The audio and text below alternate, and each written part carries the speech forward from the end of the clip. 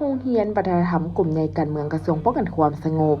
ได้เปิดกองประชุมสรุปเวียงงานเคลื่อนไหวประจำปี 2025 และทิศทางแผนการเวียงงานจุดสุ่มประจำปี 2026 ในวันที่ 6 มีนาคม 2026 เป็นประธานโดยพันเอกมิงเกลวงคำผาหัวหน้าอำนวยการโรงเรียนวัฒนธรรมป้องกันความสงบเป็นเกียรติเข้าร่วมโดยพันเอกพื้นคำเสงดารารองหัวหน้ากลุ่มใหญ่การเมืองป้องกันความสงบมีบรรดาคณะพรรคคณะอำนวยการโรงเรียนหัวหน้าแผนกคณะแผนกพนักงานครูอาจารย์เข้าร่วมพันเอกบุญโตมพันธวงศ์รองอำนวยการโรงเรียนขึ้นผ่านบทสรุปประจำปี 2025 และแผนการจุดสุ่มประจำปี 2026 ว่าคณะพรรคคณะอำนวยการโรงเรียนได้เอาใจใส่และยกสูงในเวียงงานศึกษาอบรมการเมืองแนวคิดให้พนักงานครูอาจารย์และนักเรียน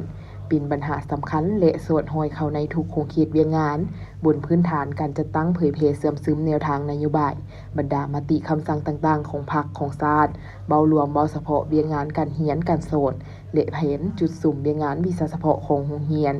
ด้านเวียงงานวิชาเฉพาะคณะพรรคคณะอำนวยการโรงเรียนได้ชี้นำพาบรรดาแผนกการต่างๆให้เอาใจใส่ปฏิบัติหน้าที่เวียงงานวิชาเฉพาะของตนให้สำเร็จเป็นต้นเมนบรรดาพนักงานครูอาจารย์ควรเอาใจใส่คนครัวแต่งบทสอนขึ้นห้องสอนก่อนขึ้นห้องสอนแต่ละครั้งต้องเกี่ยมเนื้อในบทอย่างละเอียดรับประกันความรู้ด้านวิทยาศาสตร์อย่างแท้จริง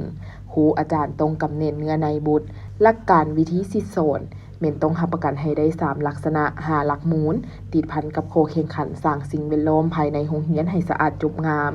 เคียงคู่กับการควบคุมนักเรียนได้เอาใจใส่ศึกษาอบรมแนวคิดให้แก่พนักงานและนักเรียนให้มีความทุนเทียง